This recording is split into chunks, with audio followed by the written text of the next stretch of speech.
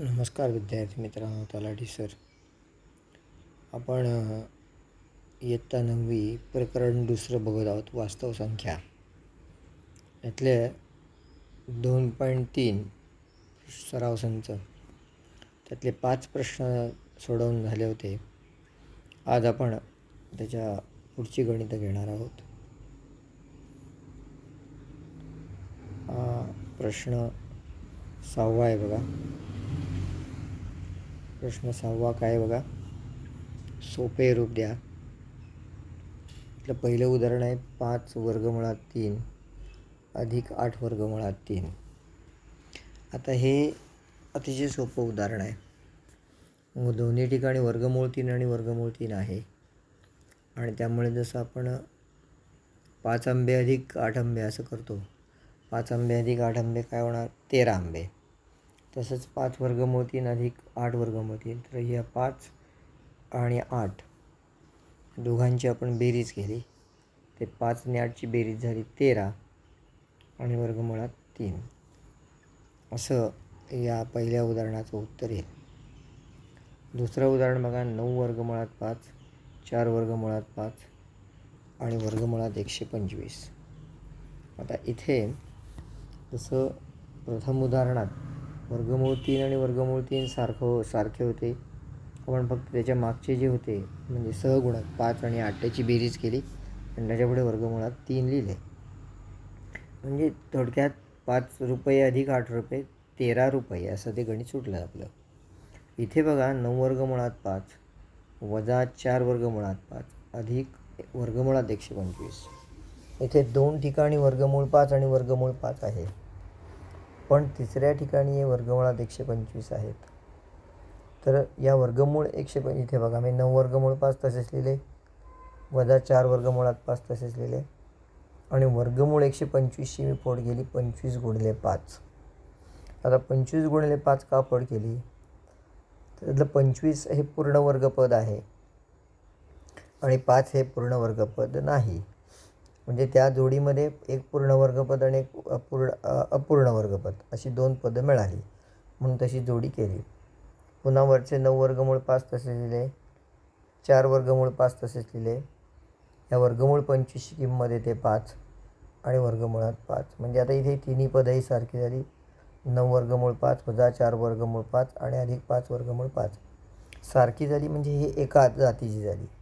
प्रत्येक ठिकाणी बघा, इथे वर्गमूळ 5 आहे, इथे सुद्धा वर्गमूळ 5 आहे आणि इथे सुद्धा वर्गमूळ 5 आहे. म्हणजे तिन्ही ठिकाणी वर्गमूळ 5 आहे. म्हणून आपण आता काय करू शकतो बघा, हे पहिलं पद आणि दुसरं पद म्हणजे काय, 9 वर्गमूळ 5 वजा 4 वर्गमूळ 5 याची वजाबाकी केली तर उत्तर येतं 5 वर्गमुळात 5 अधिक हे 5 वर्गमुळात 5. मग हे 5 वर्गमूळ 5 आणि हे 5 वर्गमूळ 5 दोघांची बेरीज झाली 10 वर्गमुळात 5. असं ह्या दुसऱ्या गणिताचं उत्तर येईल. येथे एकच गोष्ट केली आपण, वर्गमूळ 125ची फोड केली 25 गुणिले 5 आणि त्यामुळे पहिलं पद, दुसरं पद आणि तिसरं पद तिन्ही पदामध्ये आपल्याला वर्गमूळ 5 मिळाले. त्याच्यानंतर त्याच्या पुढच्या पारीला या दोघांची वजाबाकी केली, उत्तर आलं 5 वर्गमुळात 5 आणि हे 5 वर्गमूळ 5 दोघांची बेरीज झाली 5 आणि 5 10 वर्गमुळात 5. तिसरं उदाहरण बघा, 7 वर्गमुळात 48 वर्गमुळात 27 आणि वर्गमुळात 3. पहिल्या गणितात वर्गमूळ 3 आणि वर्गमूळ 3 दोन सारखे होते. दुसऱ्या गणितात वर्गमूळ 5 दोघं सारखे होते आणि वर्गमूळात 125 आपण त्याच्या पद्धतीने तयार केला. पण या तिसऱ्या गणितात तिघंही वेगळे आहेत, वर्गमूळ 48 वर्गमूळ 27 आणि वर्गमूळ 3. तर अर्थात या तिघांना आपण दोघांना 7 वर्गमूळ 48 आणि वर्गमूळ 27 याचं वर्गमूळ 3मध्ये रूपांतर करू शकतो. तर आता आपण म्हणून वर्गमूळ 48ची फोड केली 16 गुणिले 3, वर्गमूळ 27ची 9 गुणिले 3 आणि वर्गमुळात 3 मी आहे तसेच लिहिले. आता त्याच्या पुढच्या पायरीला काय येईल बघा, हे 7 तसेच आले खालती. 16 कसला वर्ग आहे? 16 वर्ग आहे 4चा. 16चं वर्गमूळ आलं 4, वर्गमुळात राहिले 3. 9चं वर्गमूळ आलं 3, वर्गमुळात राहिले 3 आणि वर्गमुळात 3. आता ह्या दोघांचा गुणाकार करा. 7 चोक 28, वर्गमुळात 3, वजा 3 वर्गमुळात 3, वजा वर्गमुळात 3.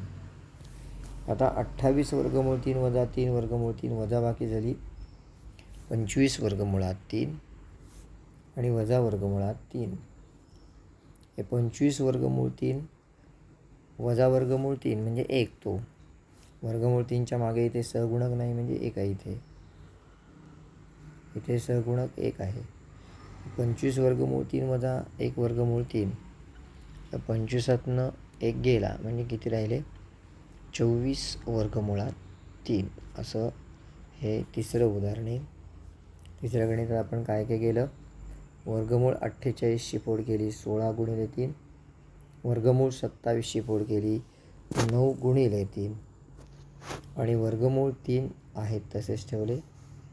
16चं वर्गमूळ 4, 9चं वर्गमूळ 3, वर्गमुळात 3, 7 चोक 28, वजा 3 वर्गमुळात 3, वजा वर्गमुळात 3, 28 वजा 3 25 वर्गमुळात 3, वजा वर्गमूळ 3, 25तनं 1 गेले म्हणजे राहिले 24 वर्गमुळात 3.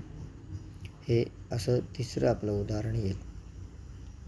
आता पुढचं उदाहरण बघा. पुढचं उदाहरण आहे आता प्रश्न 7वा आहे. प्रश्न 6वा मी त्यातली जेवढी गणितं सोडवलेत पुस्तकातली ती तुम्ही सोडवायचीच आणि त्या 6व्या प्रश्नातली जी राहिलेली गणितं असतील तीसुद्धा तुम्ही सोडवायची. तुम्ही स्वतः अभ्यास करायला पाहिजे. माझं सांगायचं काम आहे. काय करायचं ते तुमचं तुम्ही ठरवा. इथे बघा गुणाकार करा आणि सोप्या रूपात लिहा. 3 वर्गमुळात 12 गुणिले वर्गमुळात 18. 3 वर्गमूळ 12ची फोड केली 4 गुणिले 3. 18ची फोड केली 9 गुणिले 3. 4चं वर्गमूळ 2 वर्गमुळात 3. 9चं वर्गमूळ 3 वर्गमुळात 2. 3 दुणे 6 वर्गमुळात 3 गुणिले 3 वर्गमुळात 2. 6 18 वर्गमुळात 6. खूप सोपं आहे. पुन्हा बघा 3 वर्गमूळ 12 ते वर्गमूळ 12 आहे त्याची आपण फोड केली. एक पूर्ण वर्गपद आणि एक पूर्ण वर्गपद नाही. त्यामुळे वर्गमूळ 12ची फोड झाली 4 गुणिले 3. वर्गमूळ 18 9 गुणिले 2. एक पूर्ण वर्गपद आणि एक पूर्ण वर्गपद नाही. चिन्हाचे 3 वरचे तसेच मी खाली लिहिले आणि ह्या 4चं वर्गमूळ आलं 2 आणि वर्गमुळात 3 तसेच राहिले. 9चं वर्गमूळ 3 वर्गमुळात 2. त्याच्या पुढच्या पायरीला काय होतं बघा. 3 दुणे 6 वर्गमुळात 3 आणि 3 वर्गमुळात 2. 6 आणि 3चा गुणाकार करा 18 आणि 3 दुणे 6. 18 वर्गमुळात 6. 3 वर्गमुळात 12 गुणिले 7 वर्गमुळात 15. या उदाहरणात पण आपण तसंच करणार. 3 वर्गमूळ 12ची फोड केली. एक पूर्ण वर्गपद आणि एक पूर्ण वर्गपद नाही. वर्गमुळात 15 तसेच. 4चं वर्गमूळ 2. 3 गुणिले 2 वर्गमुळात 3 राहिले. 7 वर्गमुळात 15. 3 दुणे 6 वर्गमुळात 3 गुणिले 7 वर्गमुळात 15. 6 आणि 7चा गुणाकार झाला 42. 15 त्रिक 45. 42. 45ची फोड करा 9 गुणिले 5. 9चं वर्गमूळ 3 वर्गमुळात 5. 42 गुणिले 3 126 वर्गमुळात 5. पुन्हा बघा 3 वर्गमूळ 12ची फोड करा 4 गुणिले 3. वर्गमूळ 15 तसेच राहिले. 4चं वर्गमूळ 2 वर्गमुळात 3. 7 वर्गमुळात 15. 3 दुणे 6 वर्गमुळात 3. 7 वर्गमुळात 15. 15 त्रिक ह्या दोघांचा गुणाकार केला वर्गमुळात 45. 7 आणि 6चा गुणाकार 42. 42 तसेच 45ची फोड केली 9 गुणिले 5. 9चं वर्गमूळ 3 वर्गमुळात 5. 42 गुणिले 3चा गुणाकार झाला 126 वर्गमुळात 5. असं हे पुढचं गणित येईल. त्याच्या पुढे बघा, अजून यातली 2 गणित आहेत गुणाकार करामधली. 3 वर्गमुळात 8 गुणिले वर्गमुळात 5. आता हा 8 जो वर्गमुळात 8 आहे ना, त्याची पुन्हा आपण फोड करणार आहोत. वर्गमूळ 8ची काय फोड होणार, तर एक पूर्ण वर्गपद आणि एक पूर्ण वर्गपद नाही. मग अशी फोड काय येऊ शकते वर्गमूळ 8ची, एक पूर्ण वर्गपद आहे आणि एक पूर्ण वर्गपद नाही. तर वर्गमूळ 8ची फोड केली आपण 4 गुणिले 2 आणि वर्गमुळात 5. आता हे 3चे 3 तसेच लिहिले. नंतर वर्गमुळात जे 4 आहेत ना, हे या 4चं वर्गमूळ किती येतं, म्हणजे 4चं वर्गमूळ किती येतं याचा दुसरा अर्थ 4 कसला वर्ग आहे. तर 4चं वर्गमूळ येतं 2, म्हणजे 4 कसला वर्ग आहे 2चा. आणि हे वर्गमूळ 2चे वर्गमूळ 2 तसेच, आणि हे वर्गमुळात 5 तसेच. आता त्याच्या पुढच्या पायरीला आपण काय केलं बघा, हे जे 2 आलेले 4चं वर्गमूळ हे जे 2 आलं ते 3 आणि 2 याचा गुणाकार होतो. तो या 3 आणि 2चा गुणाकार आला 6. आणि हे 10 कुठनं आले, तर हे वर्गमूळ 2 आणि हे वर्गमूळ 5 आहेत बघा. तर वर्गमूळ 2 आणि वर्गमूळ 5 यांचा आपण गुणाकार केला, आणि वर्गमूळ 2 आणि वर्गमूळ 5 यांचा गुणाकार किती येतो 10. आणि म्हणून या उदाहरणाचं उत्तर आलं वर्गमुळात 10. पुन्हा बघा, हे 3 वर्गमुळात 8 आणि वर्गमूळ 5. आता असे दुसऱ्याही पद्धतीने तुम्ही करू शकता. सोपं आणखीन असंही करू शकतो आपण. काय, 3 वर्गमुळात या 8 आणि 5चा गुणाकार करायचा 40 डायरेक्ट. 3 गुणिले आणि वर्गमूळ 40ची फोड करायची 4 गुणिले 10. आणि मग काय होईल, 3 गुणिले 4चं वर्गमूळ 2 आणि वर्गमुळात 10 चा गुणाकार केल्यावर उत्तर येईल 6 आणि हे वर्गमुळात 10. असंही तुम्ही दुसऱ्या पद्धतीने हे गणित करू शकता. अशा 2 पद्धतीने करू शकतो आपण. मी इथे काय केले, 8ची फोड केली 4 गुणिले 2 वर्गमुळात 5. 4चं वर्गमुळाला 2 वर्गमुळात 2 वर्गमुळात 5. 3 2 6 2 10. आता चौथं उदाहरण आहे 5 वर्गमुळात 8 गुणिले 2 वर्गमुळात 8. आता इथे वर्गमूळ 8 आणि वर्गमूळ 8 सारखे दिसत आहेत तुम्हाला, म्हणून आपण आधी केला 5 आणि 2चा गुणाकार 5 2 10. वर्गमूळ 8ला वर्गमूळ 8ने गुणल्यानंतर उत्तर येतं वर्गमुळात 64. आता 64 हा कसला वर्ग आहे का, तुमचे वर्ग पाठ असतील तर सगळे 30पर्यंत वर्ग पाठ पाहिजेत. तर 64चं वर्गमूळ येतं 8.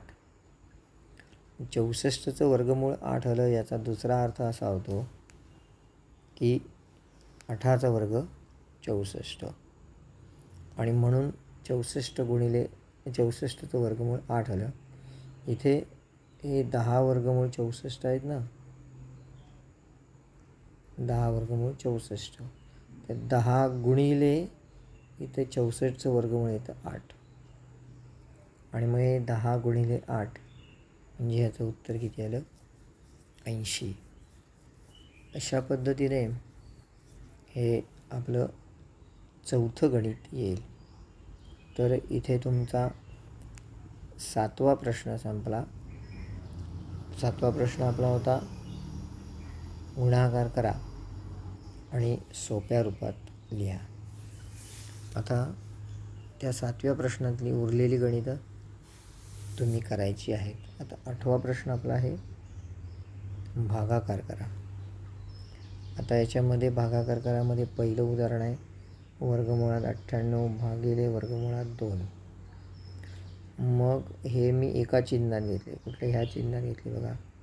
वर्गमूळ 98 छेद 2 भागिले 2 म्हणजे छेद 2. 2नी 98ला भाग लावला. 2नी 98ला भाग लावला. 98 भागिले 2 बघा. बे एके बे, बे चोक 8, उरला 1, बे 9 18. म्हणजे 2नी 98ला भाग लावला तर 49 येतात बघा. इथे 49 आलेत. आणि वर्गमूळ 49 म्हणजे काय? वर्गमूळ 49चा अर्थ काय? 49 कसला वर्ग आहे? तर 49चं वर्गमूळ येतं 7. इतकं सोपं उदाहरण हे आहे. दुसरं उदाहरण बघा. वर्गमूळ 125 भागिले वर्गमूळ 50. आता आपण लिहिलं कसं बघा. वर्गमूळ 125 छेद 50. आता आपण इथे वर्गमूळ 125ची फोड केली. वर्गमूळ 125ची फोड करताना एक पूर्ण वर्गपद आणि एक पूर्ण वर्गपद नाही.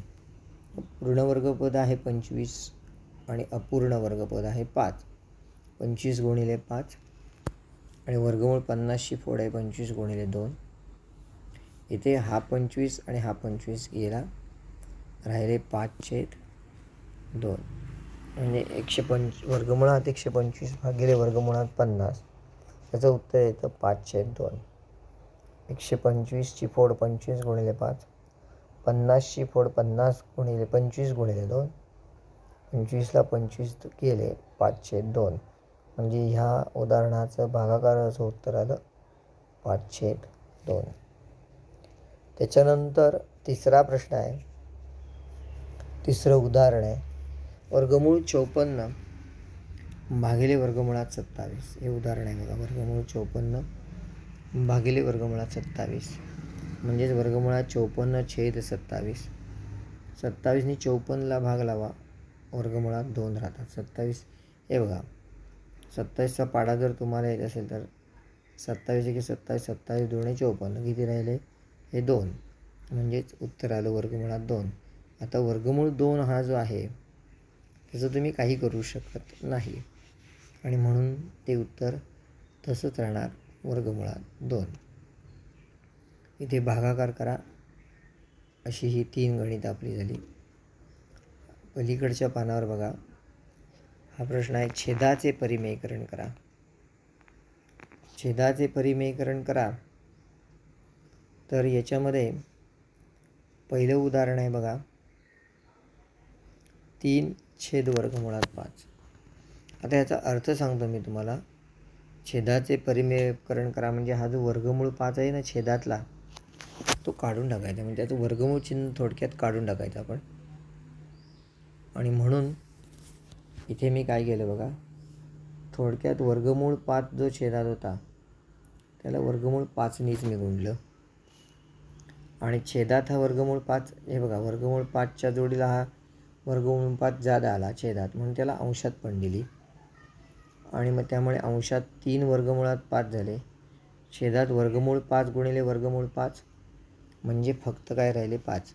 वर्गमूळ 5 गुणिले वर्गमूळ 5 म्हणजे झाले वर्गमुळात 25. आणि वर्गमूळ 25ची किंमत किती येते? 5. 3 वर्गमुळात 5 छेद 5 असे याचं उत्तर आलं. 1 छेद वर्गमुळात 14. 1 छेद वर्गमुळात 14. वर्गमूळ 14 छेदातले काढून टाकायचे, म्हणून वर्गमूळ 14ला वर्गमूळ 14नी गुणलं. छेदात गुणलं आणि अंशात गुणलं. वरती आले वर्गमूळ 14 एके वर्गमूळ 14 आणि छेदात वर्गमूळ 14ला वर्गमूळ 14नी गुणल्यानंतर फक्त आले 14. अशा पद्धतीने हे दुसरं उदाहरण येईल बघा. दोन्ही ठिकाणी हे वर्गमूळ 5चे 5 झाले, हे वर्गमूळ 14चे 14 झाले. याला छेदाचं परिमेयकरण करणे असं म्हणतात. अजून एक ह्यातलं उदाहरण मी सोडवले बघा. 6/9 वर्गमुळात 3. आता इथे वर्गमूळ 5 आणि वर्गमूळ 14 होते, पण इथे वर्गमूळ 3च्या जोडीला पाठीमागे 9 हा सहगुणक आहे. हा बघा. हे वर्गमूळ 5 वर्गमूळ 14, इथे वर्गमूळ 3ला 9 हा सहगुणक आहे. मग आता काय करायचं? मग 6 वर्गमूळ 3 छेद वर्गमूळ 3ला वर्गमूळ 3ने गुणायचा. म्हणजे हा वर्गमूळ 3 ज्यादा आला बघा. इथे वर्गमूळ 5 ज्यादा आले, वर्गमूळ 14 वरती आले. इथे वर्गमूळ 3 आणि वर्गमूळ 3 तुमच्या लक्षात आलं असेल मी काय करतो इथे. त्यामुळे हे वर्गमूळ 3 आणि वर्गमूळ 3 यांचा गुणाकार करावा लागेल. वर्गमूळ 3नी म्हणून वरती पण गुणलं. वरती 6 वर्गमूळ 3 तसेच राहिले. इथे खालती हे 9चे 9 मी तसेच लिहिले आणि वर्गमूळ 3ला वर्गमूळ 3नी गुणल्यावर येतात 3. वरती आले 6 वर्गमुळात 3, खालती आले 9 त्रिक 27. इथे भाग लागतो बघा. 3नी भाग लावला. 3 9 27, 3 2 6 आणि त्यामुळे या उदाहरणाचं छेदाचं परिमेयकरण केल्यानंतर उत्तर येईल 2 वर्गमुळात 3 छेद 9. हे तिसरं गणित मी पुन्हा एकदा सांगतो तुम्हाला. 6/9 वर्गमुळात 3 याच्यामध्ये 9 आणि वर्गमूळ 3 ही इथे 2 अंक तुम्हाला दिसत आहेत. इथे वर्गमूळ 5 वर्गमूळ 14 दिसत आहेत. इथे 9 हा वर्गमूळ 3च्या जोडीला सगुणक आहे. म्हणून इथे अंशातनी छेदात मी वर्गमूळ 3नी गुणलं. 6 वर्गमूळ 3चा गुणाकार 6 वर्गमुळात 3. वर्गमूळ 3ला वर्गमूळ 3नी गुणल्यावर 3 येतात. 9 त्रिक 27 भाग लावा. 3 9 27 आणि 3 2 6. त्यामुळे अंशात आले 2 वर्गमुळात 3 आणि छेदात आले 9. अशा पद्धतीने आपण आज इथे थांबणार आहोत.